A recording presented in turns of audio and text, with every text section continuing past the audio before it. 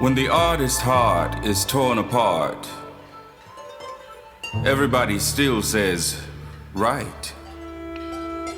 Lay yourself on the altar of your offerings and give birth. Reproduce yourself.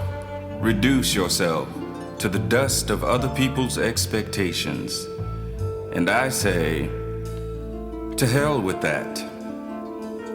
How can I write when my brothers lay bleeding, leaking out the same soul the whole world covets, commends, and crucifies, held in contempt for the color of their skin and the audacity to be feeling people? How can I write with Medgar's hope blown open by a bullet in the back, bleeding to death on a doorstep, and Mother Merrily losing black love by the pint, stuck in the space between life and death with the scent of self-sacrifice on her breath, her great-grandmother's tears streaming down her face, grieving in a strange place where dirges are all they sing, and monsters and men are interchangeable things. For Medgar, the bell rings, and I should write? Instead of feeling what fills me up with rage, turn what burns into words on a page so you can have satisfied eyes instead of blue pupils with blackness all around it? No.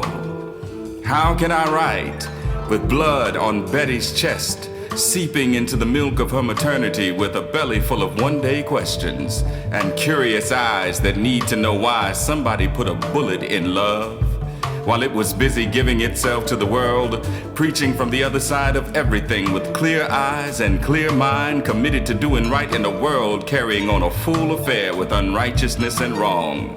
For Malcolm, the bell rings, and I should write? Instead of feeling what fills me up with rage, turn what burns into words on a page so you can have satisfied eyes instead of blue pupils with blackness all around it?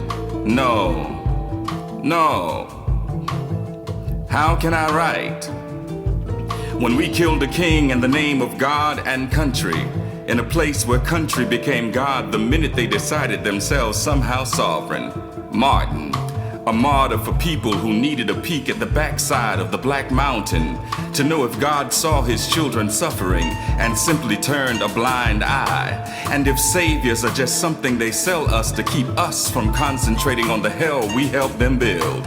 A man who dreamed like Joseph, put in the pit of other people's power problem by blood brothers with nowhere else to put their impotence. We killed a king, and Martin was the real thing, the closest I think there will ever be to love in earth-originated flesh, an angel in a black skin suit whom they murdered to satisfy their incessant unrest over identities none of us ever needed.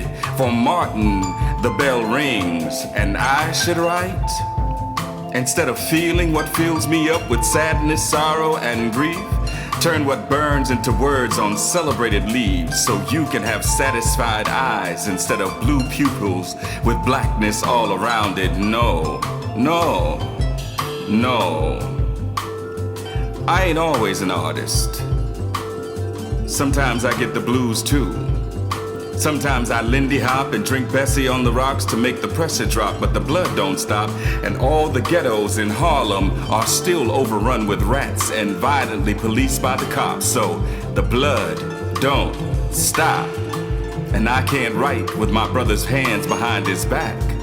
To kill an artist, all you have to do is rape his humanity with your absence of humanity. All you have to do is take the art from his heart and leave him with leftover parts from the blind admiration you call love. All you have to do is act like nobody died today, like grieving is a luxury only afforded to those fortunate white folks who fool themselves into believing their God can sit peacefully beside their sin. When does a black body grieve? Between the A and B sides of Black Bottom Blues, or somewhere inside the subsided contractions of the birth of a nation, this place where it seems death is the only inspiration? Or in the fleeting sounds, when this beautiful American body puts on a little less pressure before it all begins in greater measure? When is it all right for an artist to save some for himself? When the artist's heart is torn apart, everybody still says right.